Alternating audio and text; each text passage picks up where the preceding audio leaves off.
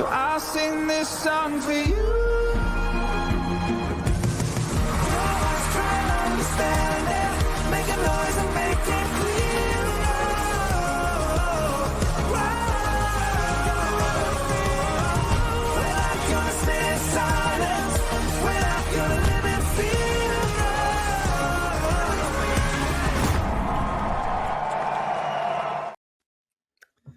Hello and welcome.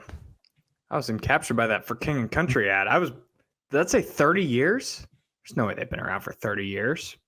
But it's a cool tour. I'm a big For King and Country fan. But welcome into Bigger Than 12 on the Iowa Everywhere Podcast Network, presented by WealthCharter, Retirement Planning and Tax. So thankful to have our presenting sponsor. I'm Jake Brend, joined by Derek Duke. We'll get into them in just a second. Derek, how are you doing, my friend? Jake, doing fantastic. Another full weekend of football. I don't think I went to bed till like 2 a.m. on Saturday night or Sunday morning, I guess I should say. But, man, it's really cool to have our own version of Big 12 After Dark. And I also want to give a shout-out to our listeners. I had a lot of comments last week about the show, and I can't thank you guys enough. Whether you watch or listen to the show, thank you. We love hearing feedback from you guys, and be sure to like, comment, subscribe. It would certainly mean the world to us, but I really do appreciate all the good comments we've gotten so far for the show. Gosh, what a week. What a week for the Big 12. That I got home from Ames around like 7:15 and catching pretty much the last three quarters of Colorado Baylor leading into K-State BYU. Great games. Glorious. Yeah. What an intro to Big 12 After Dark. Well, you heard it off the top. WealthCharter Retirement Planning and Tax is our new presenting sponsor. Locally owned, locally operated out of Ankeny. They were established back in 2000, led by Tim Hawkins. He's the founder and president. And Tim's goals and reasons for starting WealthCharter is to put the interests of the clients first and to provide a high degree of knowledge regarding retirement plans, Social Security planning, taxes, and investments. So, keyword, he's a smart guy and he wants to help you out. Serves everyone, retirees, pre-retirees, business owners, executives. That pretty much fits everyone. And then they specialize in simplifying retirement plans and tax rules. We are very, very thankful to have them a part of the team. And with interest rates starting to decrease, it's important to understand the impact to your investments and savings accounts, and also a great time to evaluate your liabilities to reduce your interest rates. I know schools are doing a little bit better of a job of teaching this stuff, but Derek and I can probably relate, and Aiden too, that when we were in school, we did not get taught this stuff. So it's really good to seek out help and to get expert advice from WealthCharter and Tim Hawkins and his team. We're really, really thankful to have them on board, and we'll tell you about them every single show here on Iowa Everywhere, right here on Bigger Than 12. Shout out to WealthCharter. If I can think, unfortunately haven't gotten to meet Tim yet, but if he had any advice, it would be don't follow Jake's betting advice. We'll get into that later in the show. But let's crack open a 12-pack. 12 topics that we're going to tackle from the Big 12, and we're going to start it, same as we always do, with our most impressive team from this past weekend. Derek, who impressed you the most? For me, it's got to be Utah. They beat Oklahoma State 22-19, and that score doesn't do the game justice at all. Cam Rising, as we know, didn't play, and Isaac Wilson got his second start. And quite frankly, he didn't look very good at all either. He turned the ball over a couple times. He wasn't very accurate. Thankfully, that rushing attack of theirs carried them. Utah ran for actually 250 yards, and Micah Bernard, shout out to him because he had himself quite the day. You know, between the rushing attack and their defense, I was really impressed with Utah on the road, especially in that environment, Stillwater. And as they always say, those two things travel, running the football and playing great defense. They travel, and that was certainly the case in Stillwater on Saturday. So even without Cam Rising, man, Utah, who we'll get to in just a moment later in the show, but they really, really impressed me this weekend. Yeah, if you dropped an alien down to earth that knew nothing about football, you're like, which team runs the ball better? Imagine telling yourself that 6 weeks ago that be like, Oklahoma State, did they even run the ball? Did they even try to run the ball? Utah dominated them in the trenches. Disappointing loss for Oklahoma State. We'll get into most disappointing team in just a minute. My most impressive team, it's BYU. Who gave them a shot? Not me. I'm never going to count the Cougars out in Provo, especially at night.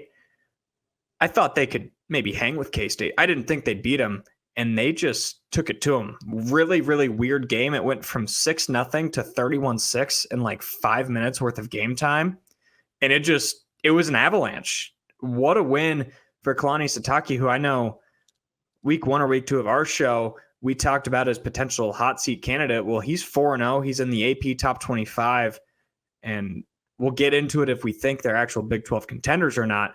Whether we think that or not, you couldn't drop a better start to the season, and you beat one of the top 3 prohibited favorites coming into the last week. So super impressive out of BYU.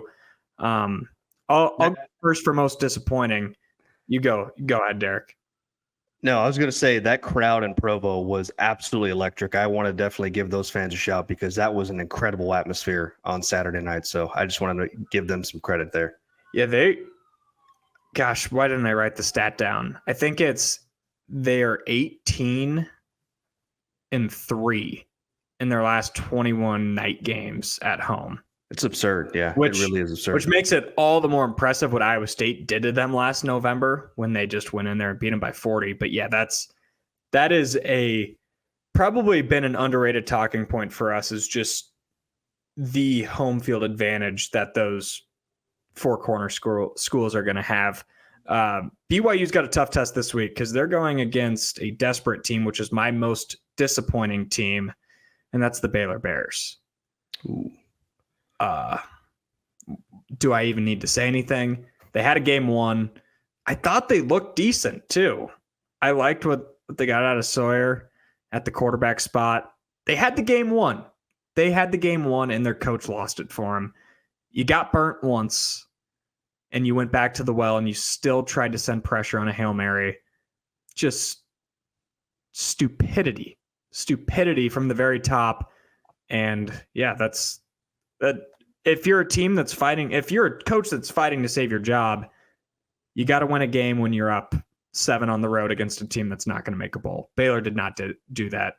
Super, super disappointing. For me, I almost went with Houston here against being a shutout against Cincinnati. 34-0, my goodness. But I'm going to save the Houston talk for now. I'm going to go with Kansas. They had a 28-17 lead with 4.5 minutes to play. Does that sound familiar if you're a Kansas fan? And they managed to blow that lead. Jalen Daniels once again struggled. And this game wouldn't have even been close if not for Devin Neal and that Kansas rushing attack. This team is not finding ways to win games. They're finding ways to lose games. And that's a serious problem. And I saw Kansas football. They had that tweet out, trying to get some support for the program, telling everybody, keep your head up. And to me, that just reeks of desperation. So I'm very disappointed with Kansas in the way they played last weekend against West Virginia. Yeah, we'll tease ahead to just a couple questions from now, but we're going to ask the question, has Kansas peaked with Lance Leipold? We're not going to answer that now, though. You got to stick around to hear that. Our next question, we already talked about him. How big is the gap between Utah and the rest of the conference? It's probably bigger than I initially thought, but I think that has more to do with the rest of the Big 12 than it does with Utah. But I will say that the Utes look really good. To go into Stillwater and dominate with a backup quarterback is very impressive. That defense looks like the best defense, not just in the Big 12, but maybe in the entire country. To do what they've been able to do without Cam Rising is extremely impressive. And if Cam played last Saturday, they may have won by 3 scores. Seriously, because that game really wasn't that close as the scoreboard said it did. So the gap is there, but I would like to see Cam Rising healthy again before I really judge this team fairly, because I felt like we have yet to really see them at their full strength against, quality opponents. So for me, I just want to see Cam healthy before I can really determine how big that gap is. Yeah, I thought there's been a gap pretty much since they entered the league, and they proved that on Saturday. And I would say the main thing I learned on Saturday was that if for whatever reason Cam Rising does miss extended period of time with another injury, Isaac Wilson, while not great, he's good enough to win them a Big 12 championship. And if he can cut down on the turnovers, cut down on those freshman mistakes, they just went into Stillwater and dominated. So it's already been proven that they won a road game in one of the 3 to 5 toughest venues to play in the conference. And it didn't necessarily matter who was at quarterback. You said it. The difference between who was at quarterback was winning by 4 and maybe winning by 4 scores. So that's what I learned on Saturday, is that throughout the rest of the league, there's a lot of really, really bad backups. And Utah doesn't have a bad backup. They've got a backup. And he's young. He's a true freshman. But I do think if they had to ride him over the course of the season, they could still find themselves in Arlington.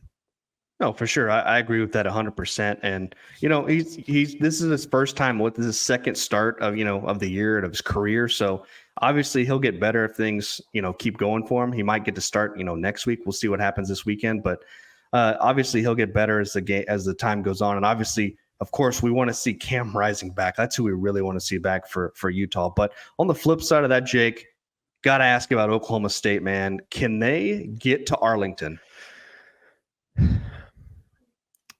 So there's preseason magazines.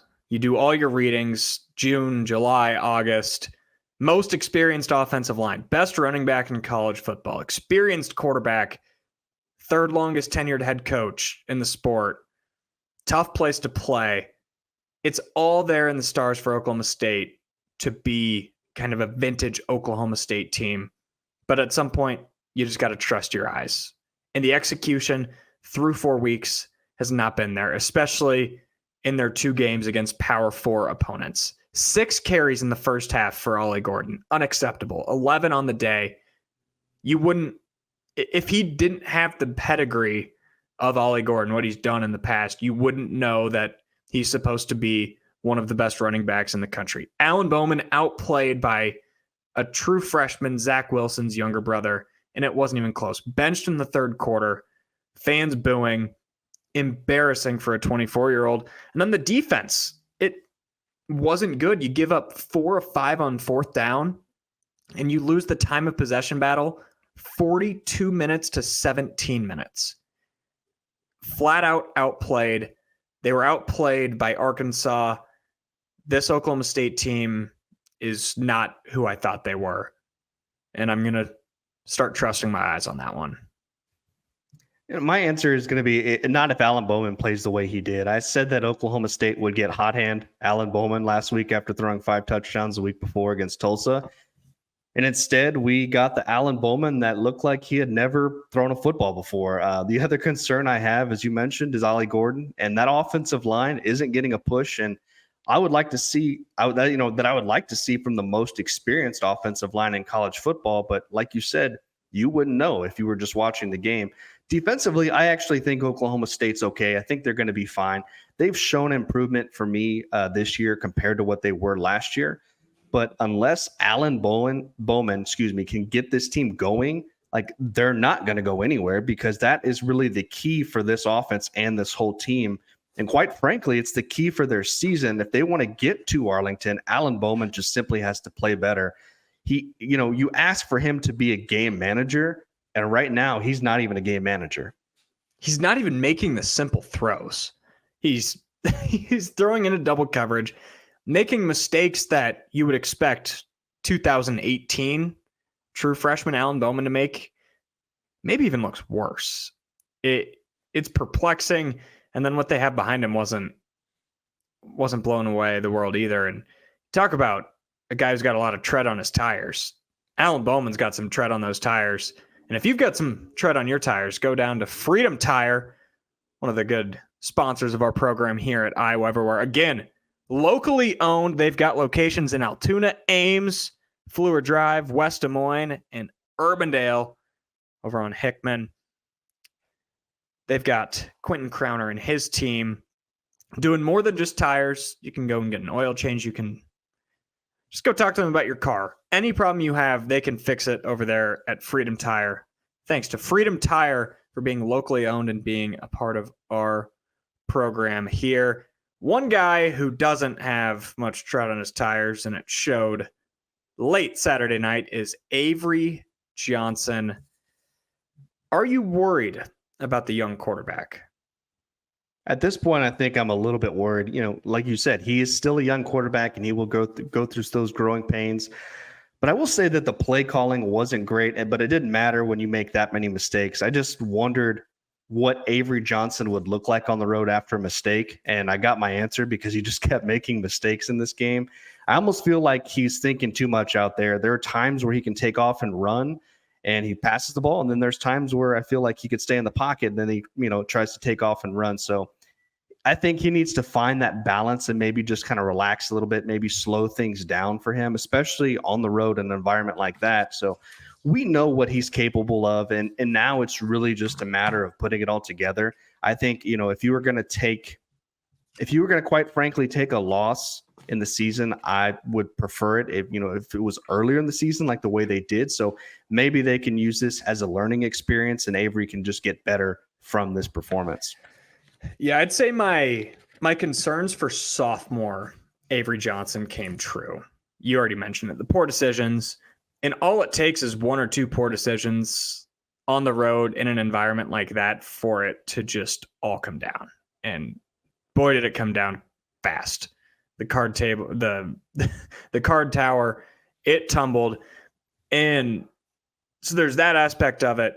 And then there's just the first quarter, the first half of the second quarter too, where they had their chances to pull away and didn't. They should have been up 14, 17-0 and weren't. They were only up 6, and that left the door open for one scoop and score to completely flip the game. And I completely agree with you. Avery Johnson has all the talent in the world. I have no doubt that he will be a great quarterback one day. But it begs a question for me that I've been thinking about. If Chris Kleiman knew that he was getting this version of Avery Johnson, if maybe it was more of a project than he thought, was it the wise decision to push Will Howard out the door? And I know the reasoning behind it, and I'm playing devil's advocate because I still probably would have pushed Will Howard out the door. But it makes me think, would K-State be 4-0 right now if Will Howard was their quarterback? And I honestly do. But again, I don't think that's for the betterment of the future of that program in Manhattan. Just something I thought about. No, I think that's definitely a fair take when you consider where Avery's at in his progressions right now. And you knew, like you said, when you start, bring in a new starting quarterback or a young guy in Avery's case. So he's going to struggle. Like there's going to be times where he's going to struggle. That's just the way it is. Will Howard, when he got thrown into games early in his career, he struggled. So it's just natural with these young quarterbacks, especially in these tough environments like the Big 12. Some of these teams are going to find out, like especially the newer ones, just how tough these environments are. And speaking in tough environments, we can flip over to BYU right now. And could BYU have an outside shot at getting to Arlington, Jake? I mean, you got to say yes.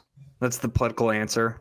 I think everybody's still got an outside shot just because of how down maybe the middle of the league is compared to what we thought. But I'm still going to say no. I don't think they are in that top 6 tier yet. I'll give credit to Taylor Mauserburner from Twitter, good friend of mine. And he compared BYU's win Saturday to Iowa State's 2018 win against West Virginia. Brock Purdy's debut at Jack Trice Stadium, defense had, I believe, 8 sacks recorded by 8 different guys. And it was just one of those games where it was a total bloodbath because of everything that happened. Like, was Iowa State that much better than West Virginia as a team? Probably not. But that night they were. And it's easy to forget. K-State outgained BYU. BYU, I need to pull this up on my phone because I forgot to transfer it to my note. But BYU in that 31-0 run, sounds like a basketball. It sounds like we're talking basketball, but in that 31-0 run in 6:30, they didn't have an offensive touchdown drive start on their side of the field. So it was a crazy punt return, a pick, a fumble, you score on a short field. So I'm not saying it's fluky, but if these teams play 10 times, that's not going to happen again. But with that being said, I think much higher of BYU today than I did on the show last week. And that is a win for Kalani Sitake and his program. For sure. And it's funny that you brought up that 2018 West Virginia Iowa State game, because I will never forget that game, because to me, that was one of the best wins probably I can remember for Iowa State during that time period. And I also I had a family reunion going on that weekend, and I saw the game was happening, and I was like, I think I'm going to bounce out of here and catch that Iowa State West Virginia game. And I actually left my wife at the reunion, and I went to go watch the game at home, and I ended up coming back after the game. But that's an interesting look back if you just kind of put yourself back in the moment of that game. So Brock Purdy comes into Stillwater. We are so off topic, but Brock Purdy goes into Stillwater, this true freshman, just playing with nothing to lose. And you're like, no way he can do that again. And then he comes out against West Virginia and just doesn't see a guy, throws a pick. I'm like, yeah, little flash in the pan, fun story. And then he comes out and is just a stone cold killer. And that was, I think, to this day, the best John Haycock performance ever. I don't know if it'll ever be matched. The black uniforms, but man, what? I don't know how we got off on that tangent. But and the black sunglasses too. But the black sunglasses, yes. But do you think BYU can have an outside shot at going to Arlington? I love the way they played against Kansas State, and that was definitely a championship performance by BYU, but I'm still not 100% sold on them. Defensively, I think they may be as good as anybody in the Big 12, but, in that game, their defense and their special teams won them that game. From 2 minutes, get this, from 2 minutes in the second quarter until 11 minutes in the third quarter, BYU scored 31 out of their 38 points. That means they scored 31 points in less than actual 7 minutes of game time. That's unheard of. You may not ever see that again in a game stat. So it was an awesome win for BYU. Don't get me wrong, but I still don't trust that offense of theirs. And for whatever reason, we've probably talked about it at some point, they've been a totally different team at home, especially at night, compared to what they look like on the road.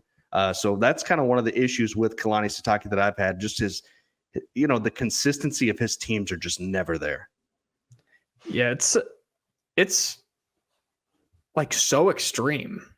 Yeah, I can't even think of another example of it in college football. I mean, obviously most teams are going to be better at home, but the vast differences, the vast highs and lows that they have from home to away, it's an interesting study to follow. And on the plus side of that for BYU is they get to play at home a lot, and they're going to have a lot of late games because of ESPN and Fox trying to fill that late slot window. So I would imagine most weeks when BYU does have a home game, it's going to be when most people are normally sleeping, and that will 100% play into their favor, I would imagine. Let's go to the other coast, West Virginia.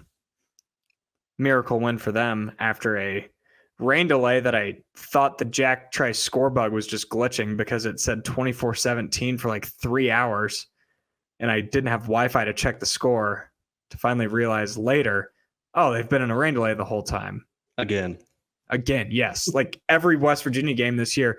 Are they dark horses in the Big 12?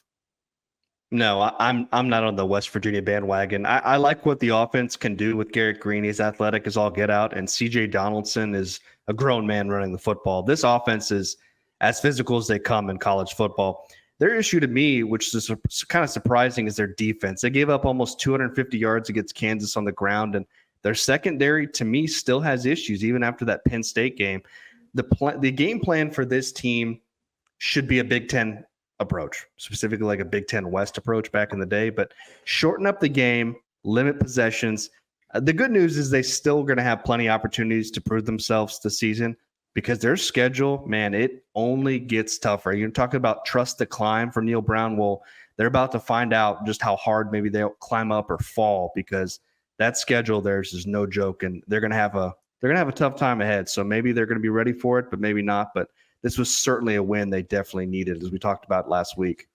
There is just a line of coaches that are walking a tightrope right now. And you think, if one ball bounces the wrong way, what conversations are we having about Neil Brown right now?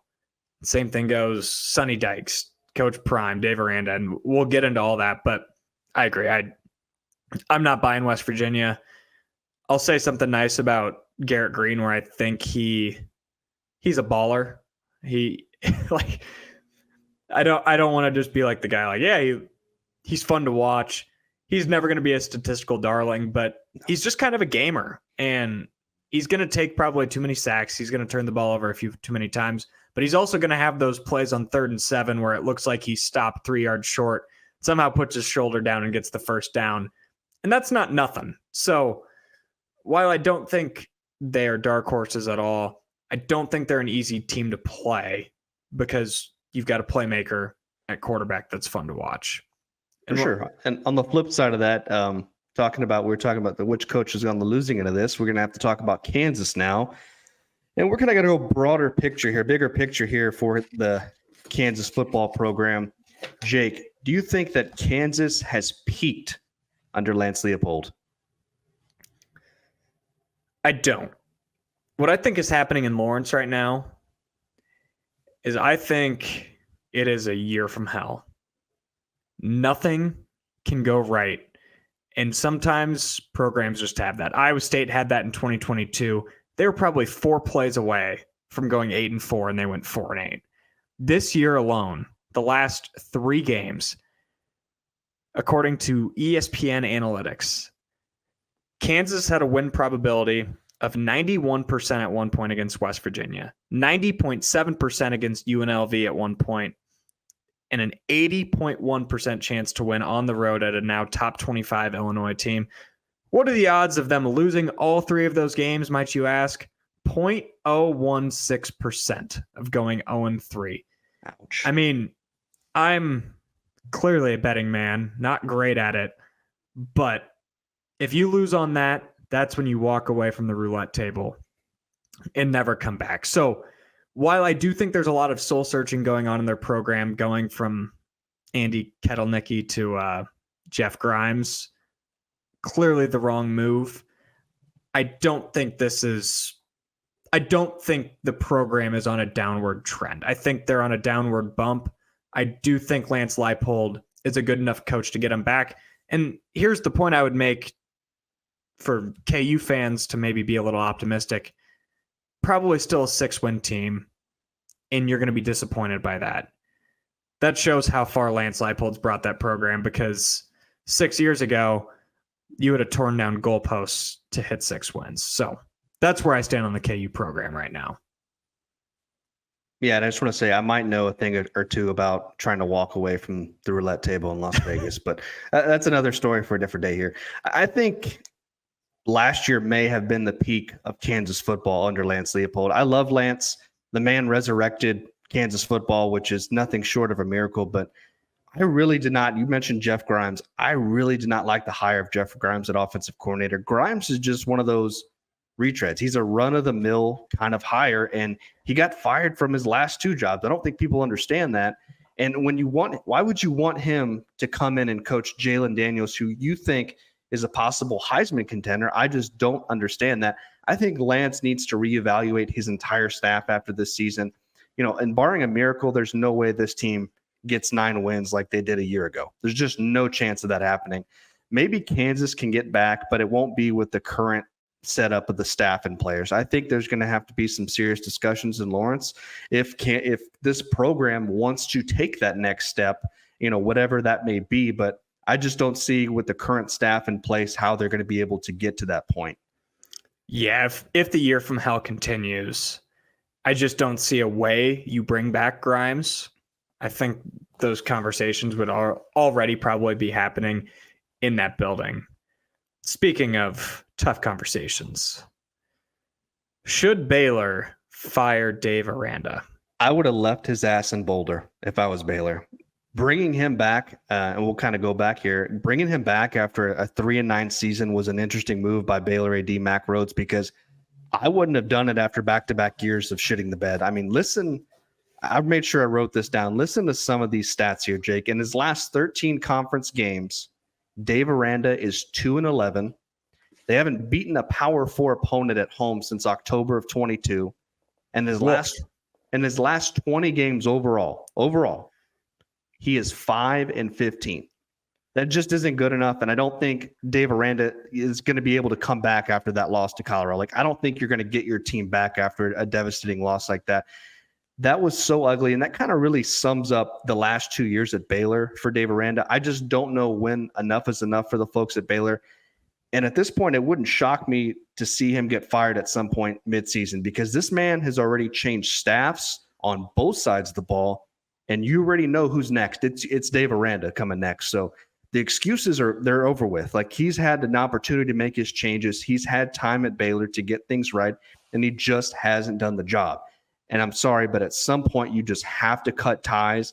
I don't know when that's going to be for Baylor, but I have a really good feeling that it's going to happen at some point during the season, because this team just simply is not ready to compete at any level in this conference.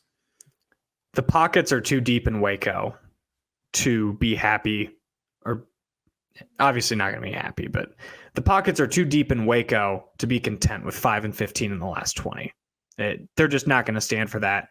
And I was really upset listening to Williams and Bloom over on Cyclone Fanatic when Brent Bloom made the comparison to Iowa State's 2015 loss to Kansas State when Paul Rhodes got fired the next day. I thought I was going to be the first one to think of that. I was not, so got to give credit to Bloom. But that's exactly what the loss felt like. A completely preventable loss, already on the hot seat. And the players, you leave that game in Boulder thinking, I did everything I could. And the guy that's in charge, the head coach, he let the team down. And that's where I think it's really hard to respond as a head coach with all the noise. And yeah, I would agree with you with how the current landscape looks. I disagree with it. I don't like it, but you have to fire coaches earlier. Transfer portal opens December 1st. You got to have your guy in place. I was a little shocked that they didn't make the move on Monday. But if BYU goes in and beats them this week, who knows? Maybe that call is made, and maybe if Iowa State beats them by 30 in Ames in a night game, maybe the call's made on the way back. He might end up getting left in Ames if that's the case. For sure, that's the schedule is not looking great for Baylor, and Dave Aranda's chances of staying in Waco are starting to go way down after this. But staying in the state of Texas, just about an hour north here, going to talk about TCU and that ugly game against SMU. Jake, I got to ask you, can TCU bounce back after that ugly loss to SMU? So I'll be fully transparent. I didn't get to watch a second of this game live. So when I went back to rewatch it on Monday, my preconceived notion was just, SMU took it to them from the start, just obliterated them. What I did not realize was that SMU did get out to I believe, 17-0 lead, and then TCU made it a game. To make it a game and then melt down again, I don't know if TCU can bounce back. But on the flip side of that conversation we just had about Dave Aranda, I think it's a little bit better to be Sonny Dykes in this scenario, because you can go to the locker room and say, I'm sorry, I lost my cool. I hope it fires you guys up. I hope it shows that I care about you. Whereas Aranda, it was one decision that kind of lost him the game. But as far as TCU's actual chances to beat good teams in this conference, the last 2 weeks, SMU ran for 238 yards. UCF ran for 289, both over 5.5 yards per pop. They can't stop anybody. Josh Hoover's throwing for a lot of yards. He's got a lot of weapons, but he's making bad decisions. And the special teams, you're giving up a punt return, should have given up a kick return, touchdown. I don't see how TCU bounces back, and that could make for some really interesting discussions later on for us on this program. I'm going to disagree with you here. I think they can. And this game to me was just too weird for TCU, much like Kansas State and Provo. Everything that could have gone wrong in Dallas went wrong for the Horned Frogs. I mean, SMU in this game had a fumble return for a touchdown, a pick six, and a punt return. That's 21 points right there. And without those three things, this game would have probably looked completely different. Who knows? TCU may have even won this game if those things wouldn't have happened. But I don't like to play the what if game. But hell, if even Sonny Dykes got ejected in this game in the third quarter after a second unsportsmanlike penalty. First Power 5 coach to get ejected in 8 years. Yeah, I mean, that just kind of tells you about the day that they had in Dallas. And, speaking of penalties, TCU had 14 of them, along with turning the ball over 5 times. You simply can't win on the road when you make these many stupid mistakes. TCU, I think they'll learn from it and move on. They just had one hell of a bad day in Dallas. Yeah, I can't argue there. I don't know what to feel about them. It's the most bizarre college football program of the last 2 years. They played in a national championship game. They played in a national championship game 2 years ago.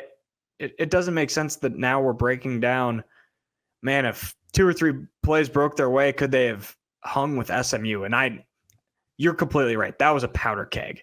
That is the type of game where when weird stuff happens, Sonny Dykes returns to his old program. They hate him there. The fans hate him there. You're right. It was a recipe for disaster. I don't understand why TCU isn't in the upper echelon of the Big 12. They have every reason to be with the resources that they have. And a similar program, as far as resources go, as far as fan support goes, it's Texas Tech. Are you going to buy or sell the Red Raiders? I'm quietly buying stock in the Red Raiders. They had a rough start to the season against Abilene Christian and Washington State, but I felt like they really woke up in that game against North Texas, and they played extremely well against Arizona State last weekend. Baron Morton played better, and getting Taj Brooks back will change this offense completely. Brooks is one of the best backs in the nation, and their defense, shout out to their defense, did a great job of slowing down Cam Scatabo and Arizona State's rushing attack. And I said this, I got to cover the game. I said this in my recap on Heartland College Sports, but if you look at their schedule, it actually sets up very nicely for them. They're 3-1 right now, and they do have trips to Ames and Stillwater later in the season. But their next 3 games, get this, against Cincinnati, Arizona, and Baylor. There's a good chance that, they're going to be bowl eligible by mid-October. Even after that, they still get to play TCU, Colorado, West Virginia. Call me crazy, but I could see Texas Tech finish with 8 or maybe 9 wins, which is pretty impressive considering where they started from out this season. I think you stole my notes. Pretty much, that's exactly pretty much what I had written out. I was saying I'm going to buy now with the plan to sell in a few weeks. I'm going to buy moderately, and then I'm going to sell when I think they'll be 6-1 after. Maybe that's the game that gets Dave Aranda fired.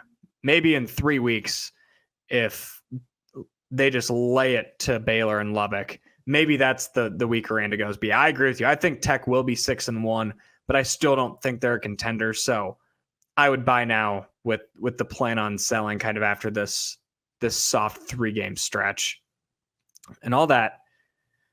What was your biggest takeaway from the weekend in the Big 12?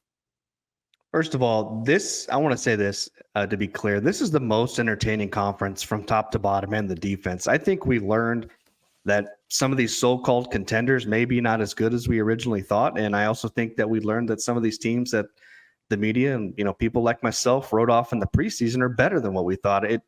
There's always a surprise team every year in the Big 12, but I think this season there's a good chance we can see more than one surprise team. We could have 2 or 3 by the end of the season here that are, teams that weren't necessarily considered title contenders. I think we may have 2 or 3 teams at the end of the year that are really pushing to get to Arlington.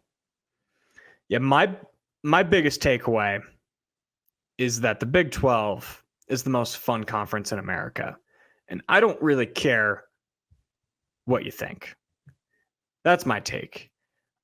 I don't think a Big 12 team will win a national championship in the next decade unless something drastic happens. I don't even think there will be a Big 12 team to play in a national championship in the next 10 years. Do I think that there are like 3 or the 4 best teams in the top 12 from this conference? No, I don't. But at the end of the day, who cares? This sport has never been great because of the postseason. In fact, college football has, and I believe will continue to have, the worst postseason of any sport. College football, what makes it special is the regular season. What makes it special is how different Ames in November is from Athens in September. You can't come up with two more different spots. Think Los Angeles, you get USC. How different is that from Morgantown? You don't get that in professional sports. What I care about is that when I turn the TV on at 11 a.m. Central Time on Saturdays until I shut it off at midnight, I'm not going to be more entertained by any conference than the Big 12. And I've known that. I've known that since this new league was constructed. But I think Saturday was the first time where I actually just kind of bathed in it. And I was like, dang, this conference rocks. And who cares that Baylor's going to go 3-9 and that Colorado's going to go 4-8? That was cinema. That was a fantastic game. And so what? So what? Utah's not going to win the national championship. Not going to see me crying about it in 3 months. That's my take. Gosh, this conference is awesome. Sometimes I feel like it's like watching a car crash that you just can't take your eyes off of. Even if the teams are bad, you can't stop watching. Yeah, bragging rights, that can wait for basketball season because the Big 12 is without a doubt the best conference in basketball. And there's 6 teams that could win the national championship. And that's fun in its own right, but it's also fun in its own right to watch what you think is one of the 3 best teams in the conference go and get their skulls broken in by a bunch of Mormons out in Provo. Like it's just there's no other conference like it. It's incredible. But yeah, I think that does it for our 12-pack. We slammed that thing. We're gonna bring for sure. We're gonna bring Aiden in. We've got our random Iowa trivia question. Welcome, Aiden. Thank Looking you good. for having me, as always. Thank you. I like the All right. Ditka hat. Hey, appreciate it. The city of Lamar's, Iowa, I know the answer. is known as a very specific capital of the world. Name what that is. Bonus point if you can name the company that's located there. You can go first, Derek. One of these days I'm going to get one right, damn it. I might flip the script. I might ask an Iowa trivia question to you guys, but man, I don't know. The marshmallow capital of the world. I don't know. I have no idea. You're kind of in the right ballpark. Yeah. It's Is the it food ice related? cream. It's the ice cream capital of the cream, world yeah. with Blue Bunny headquartered there. Oh, that's where I didn't know that's where Blue Bunny was made. Yeah. I guess I don't know if their headquarters are still there, but that's where Blue Bunny originated. It's funny. I think my mother-in-law eats Blue Bunny ice cream, but that's funny. That's Blue Bunny up there, and then down here in Texas we have Blue Bell. That's confusing. That's the big ice cream down here, but that's pretty funny. Well, in my opinion, Lamar's is not the ice cream capital of the world. That's reserved for Hilton Coliseum because where else can you get a clone cone? Have you ever had a clone cone? Oh, I've never had one. The haters will tell you that it's just vanilla ice cream. Well, the haters are idiots. It's not just vanilla ice cream. Yeah, it's vanilla ice cream, but it's hard to explain. You just got to try one. But we'll stick to the Cyclones. Sleeping through a 52-7 win. Not the team, but I'm sure some of the fan base. And Derek's about to crack one for the Cyclones following a 45-point win over the Red Wolves of Arkansas. And I think this question originates less out of what Iowa State did on Saturday. It certainly plays a factor, but more out of what happened throughout the rest of the league. But what are the most realistic, unrealistic expectations that Iowa State fans maybe can or should have? I hope that question makes sense. A little bit, but I just kind of took it as my own thing here. To me, it's It's getting to Arlington, plain and simple. It's getting to Arlington. I said before the season that I thought Iowa State would win 10 games for the first time in school history, and people thought I was crazy. In fact, we had a few people here that found out at Iowa Everywhere that have high expectations from this team, and they should. When you look back at what this team brought back coming into the year, why couldn't they compete for a Big 12 title? And that's what really I didn't understand from so many national talking heads is when you look at what this team brought back, why aren't they a Big 12 title contender? So right now, you can make a strong argument that Iowa State is the second best team in the Big 12. In fact, I had them at number 2 in my weekly power rankings this week. So, and would anybody put Oklahoma State or Kansas State over the Cyclones right now? Like I certainly would. I can't see why you would. Exactly. So the thing is with this Iowa State team is they're capable of playing complementary football. Their defense is good enough to get to stop good offenses, and their offense is good enough to beat good defenses. And I don't think there are many teams in the conference right now that can honestly say that. And when you have a guy like Rocco Becht at quarterback and a surrounding cast with Higgins, Noel Bramer, and Abu Sama, it makes life so much easier and takes so much pressure off a guy like Rocco. By no means is this team perfect, but they have the pieces not only to get to Jerry World, but they maybe have the pieces to beat a team like Utah if they get there. Yeah, that's I guess where I was going with the question is I think it's perfectly fair for an Iowa State team, for an Iowa State fan right now to expect a trip to Arlington. You make it through 3-0, you got to think 7-2 in the conference probably gets you there. 7-2, that's a 10-win season. That would be the first in program history. I think that's perfectly fair to expect. What I was saying is it even not smart, but it's not crazy to expect more either. Because with how things have shaped up, unless something drastic happens, Iowa State will be favored in probably every game until they go to Utah. You're going to have some 2.5-point spreads in there probably at West Virginia, maybe neutral field against Kansas. But my eyes know what I saw on Saturday watching those two teams play. Iowa State's a better football team than West Virginia. They're a better football team than Kansas. So that's where I'm getting at is it does have the potential to be the best team in Iowa State history. And it does have the potential to beat a Utah in the Big 12 championship. Utah's good. Utah's not Texas. Utah's not the Oklahoma teams of the mid 2010s. That's where like the level, the playing field is finally level for Iowa State.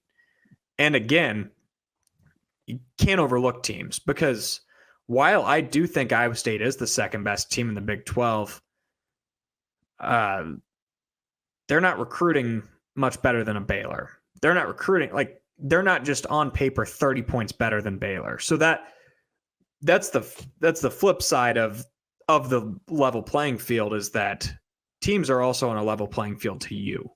And that's where I don't think Iowa State will win 11 games because I think there's too much variance in one-score games they'll be in.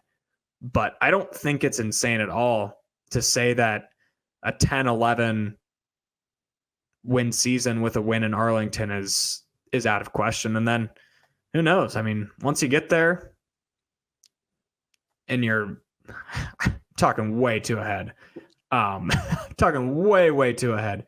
But if you're in the college football playoff and I don't know, a Jackson Dart breaks his leg in the first round and they win, who knows? Like, that's what's great about college football is you don't know. And it's a long-winded answer of saying that it could very well be the best season in Iowa State history. Some of us called it. Is that too crazy? Sorry. No, I don't think it's considering where I had this team and, we were in a group chat with Matt Van Winkle. He kind of said the same thing. Like he had playoff expectations for this team. So there were some of us that were really high on this team coming in the season. I should clarify. I thought before the season saying playoff expectations was unfair. Not unfair, but I think if you're expecting that, you're setting yourself up for disappointment, because there could be a great season that doesn't involve Iowa State making the Big 12 championship. At this point, I don't think that's true. I don't think there's a great season out there that doesn't involve Iowa State and Arlington. There's a good season. If you go 6-3 in the Big 12, 9-3, beat K-State, I mean, that's still a good season. I would not consider that a great season with what we've seen from the rest of the league and what we saw 3 weeks ago at Kinnick Stadium. So I think the bar has been raised, and yeah, the roster's shown kind of what we all thought it was capable of, but they got to go out and prove it. You got to beat the beatables. You got to beat the Houstons, the Baylors, the Cincinnatis, the Texas Tech. Like you can't leave any doubt. You can't do it. And speaking of doubt, I doubt that I'm ever going to get this question right. Maybe this is the week. It's not. Oh man, that doesn't I'm sound kidding. good. I'm kidding. We ready for it? Yeah, we're ready for our random Big 12 quarterback of the week. All right. 3-time Big 12 champion. Okay.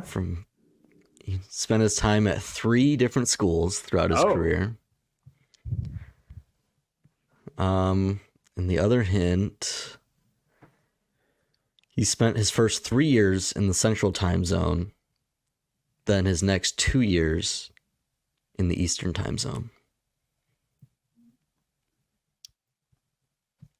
Is it Trevor Knight? No. It's a good guess, though. Trevor Knight definitely didn't win 3 Big 12 titles. Oh man.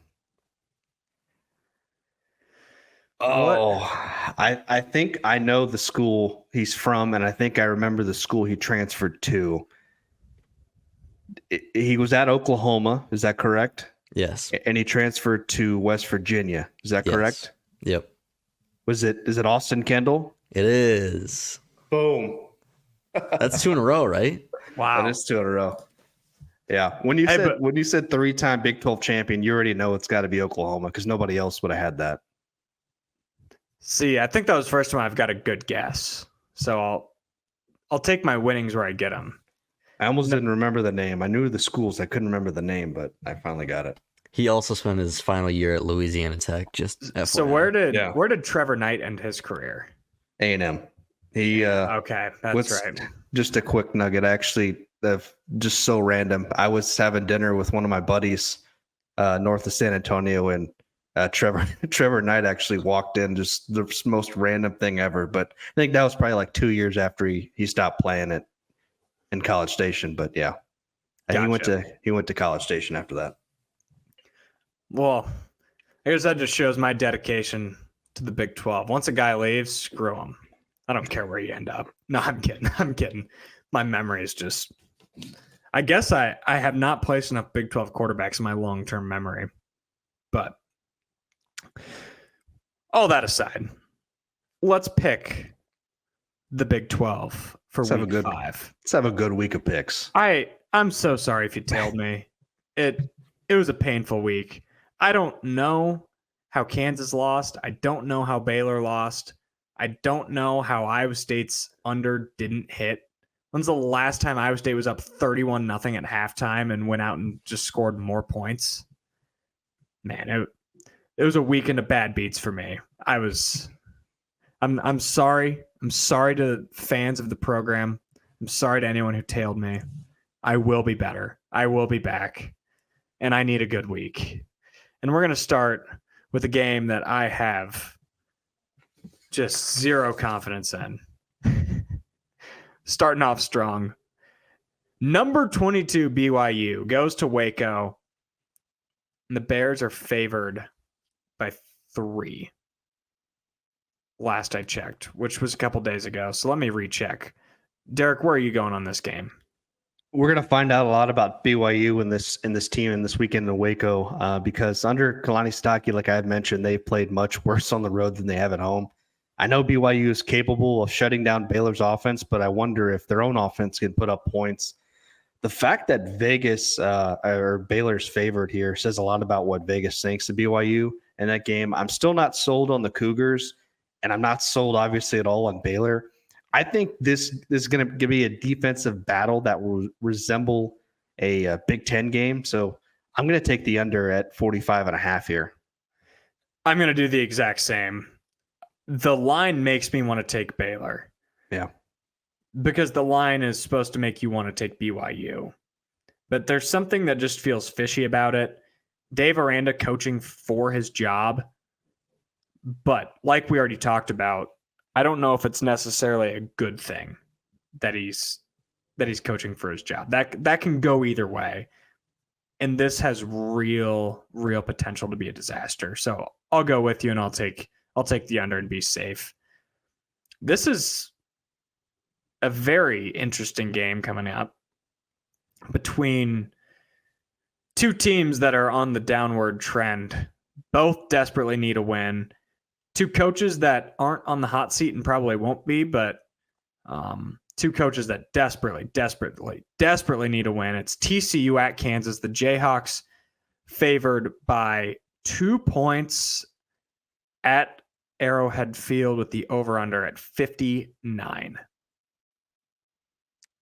Outside of this game, we save for last. I was super torn on this one. Both teams have had a rough 2 weeks, but I just don't trust Jalen Daniels. TCU should be able to put up some points with Hoover as long as he can take care of the football. The one thing with Kansas that they have going for them is that run game with Devin Neal, because as you mentioned earlier, TCU's really struggled against the run, which is something to keep an eye on. But at the end of the day, I think I just trust TCU more. Last week was a little fluky for me against SMU, so I'm going to take the Frogs here. I'm going to go the other way. TCU can't stop the run. Kansas can run the ball.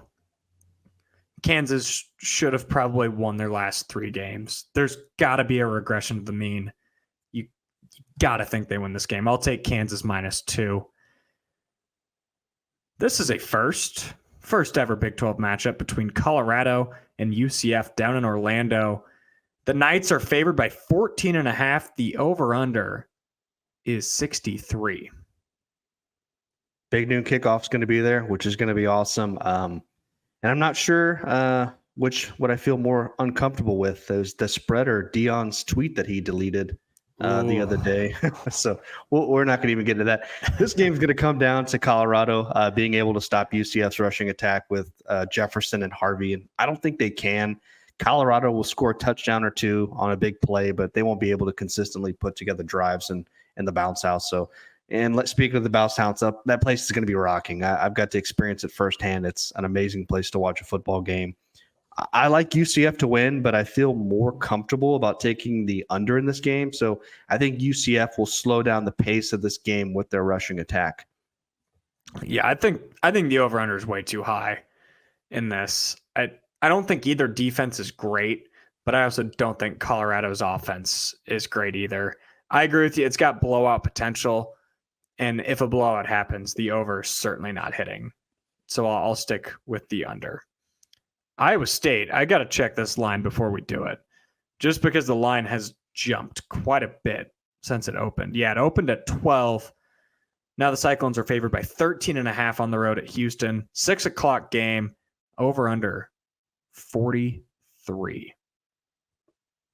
First off, I want to give a shout out to all the Iowa State fans who invited me to their tailgate. One guy literally invited me to his house, and his pool was bigger than my house. I think I showed you that picture, Jake. Yeah, you did. Unfortunately, I probably won't be going to the game. It's a 6-hour round trip for me, and I can't justify to the website of using company money to pay for a hotel for this specific game. But I will make it up by taking a trip to Ames next year. That's going to be much better than taking a trip to Houston. So with that said, Iowa State will cover. Houston's not a threat, and they're by far the worst team in the Big 12. Even if they put that spread at 14 or 15, I'd still feel comfortable with taking the Cyclones. Iowa State has won 5 road games in a row dating back to last September when they lost to Oklahoma. Houston doesn't have an identity. Iowa State does have an identity. And when a team that's good has an identity, they tend to dominate the other team. I think Iowa State covers the 13 2.5 points, but I would get it now before it jumps to 2 touchdowns. But I don't think Iowa State should have a problem Saturday night with Houston. And here we are. We've got the fishiest line of the week for me. Cincinnati goes to Texas Tech. The Raiders are just favored by 3.5 points. The over-under set at 58.5. What do you make of this line? I'm not putting too much stock into Cincinnati's win over Houston last week because I think it just says more about Houston being that bad than anything else. The Bearcats offense doesn't scare me, and I like the way Texas Tech has looked the last 2 weeks. And this game is in Lubbock. Tortillas will be flying. I'm taking the Red Raiders to cover here because they simply are the better team here, in my opinion. It feels too good to be true, doesn't it? That's what I've thought about looking, and that makes me scared to actually put my own money on it because I've been getting burned a lot by that. But yeah, there's definitely some Houston overreaction. Tech's been better since Taj Brooks came back. They should win handedly. I'd consider an alternate spread on this one. I'm taking the Red Raiders -3. An old Pac-12 matchup happening in Salt Lake City. Arizona travels to Utah. The Utes favored by 12.5. The over-under 50.5. First thing that comes to mind to me is the health of Cam Rising. If he was a game time decision last week, so I would think he would be good to go this week. But if Wilson starts again, I like Arizona to cover. But since I don't know who's going to start for them, I'm taking the under here. Utah's defense is really good, and they should be able to keep Fafita and McMillan in check. Plus, with this being in Salt Lake City, I like this pick even more. Give me a low-scoring win for Utah here. I like the under too, which is why I'm going to go Arizona plus 12.5. Just coming off of a huge win, not knowing the Cam Rising situation, I think this will be a close-ish game in the fourth quarter that Utah's never really in danger of losing. But I do think being familiar with going to Salt Lake City does give Arizona just a few points bumped in their direction. Not that I do not feel great about it, and I haven't hit an Arizona bet all year. Or Arizona State. Literally any bet that I place on Arizona or Arizona State, I'm off. Oh, man. If you're going to fade me, fade that bet. Just telling you that now. And here we are, a ranked matchup. Who would have thought that Oklahoma State at Kansas State in week 5 is an elimination game for the Big 12 championship, essentially. Both teams own one in the conference. Both teams coming off of really, really, really disappointing weeks. The Wildcats are favored by 5.5 at Bill Snyder Memorial Stadium. The over-under is 54.5. I'll go first because I'd imagine you've got that money gun of yours. And we'll save that. We'll save the best for last. I'm going Kansas State -5.5. You know how I feel about Oklahoma State now. Extremely disappointing. I think that was who they were on Saturday. I don't think Kansas State's loss on Saturday was who they were. They bounce back. They cover the 5.5, and I'm going to call it a stone cold lock. It's a bold statement, but I agree with you. Both teams had a terrible week last week. I think the Kansas State result we saw last week was a combination of poor execution and a bad luck in a tough environment. I'm more worried about Oklahoma State with Alan Bowman than Avery Johnson because at least Avery Johnson can run and make some things happen. Kansas State's going to load the box and make Alan Bowman throw, and he can't do it. Give me the Wildcats at home, baby. That was definitely the most money that thing's ever shot out. Have you ever gotten 3 rings? I know you've gotten 2 before. I don't think I have. I think that's a good omen. That's a good omen. So you can either go place your money on Kansas State, or I'd maybe advise go talk to our friends at WealthCharter Retirement Planning and Tax. That's probably a better way to invest and spend your money.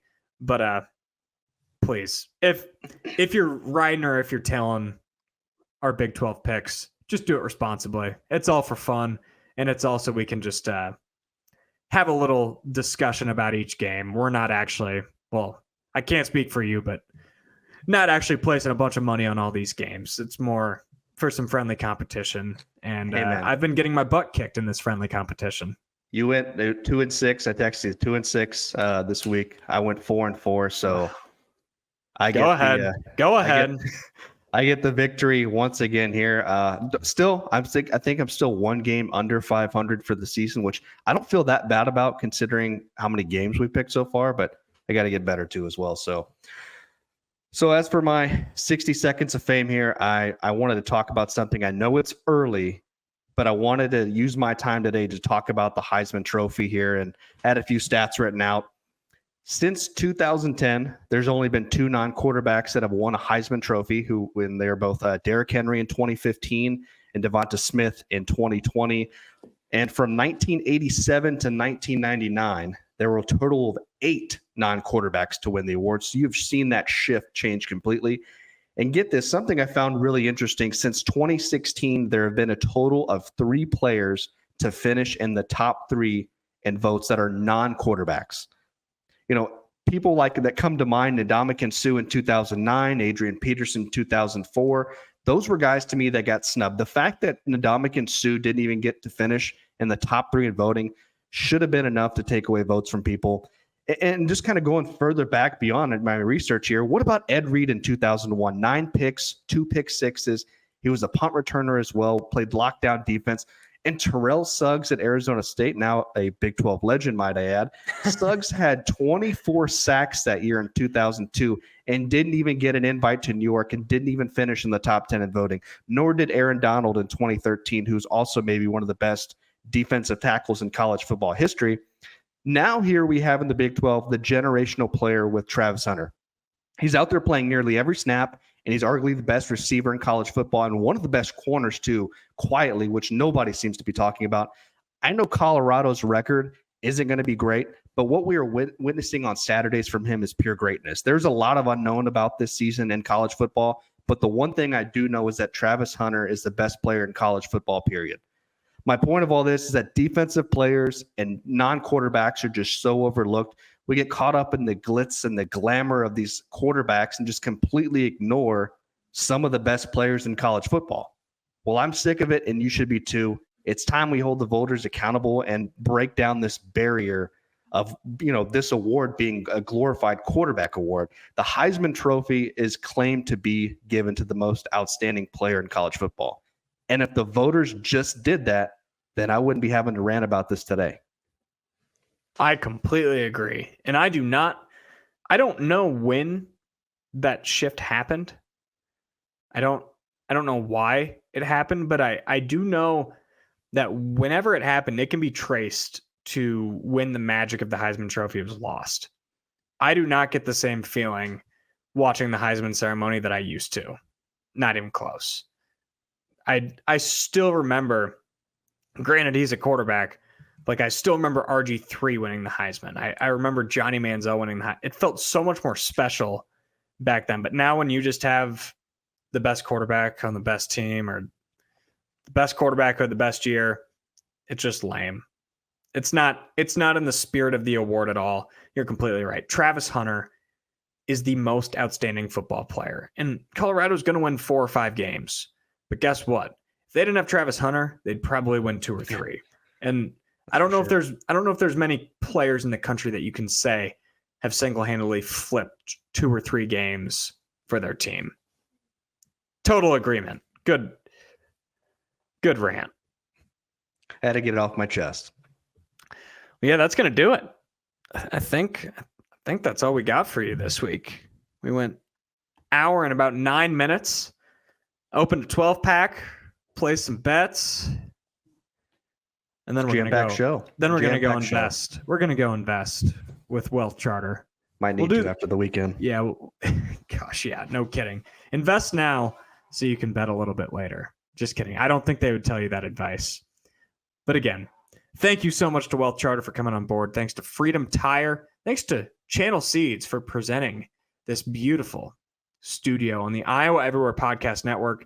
Like, subscribe, leave a review, listen to the other shows, and do the same for them, and tell your friends. Thank you for listening to Bigger Than 12 on Iowa Everywhere.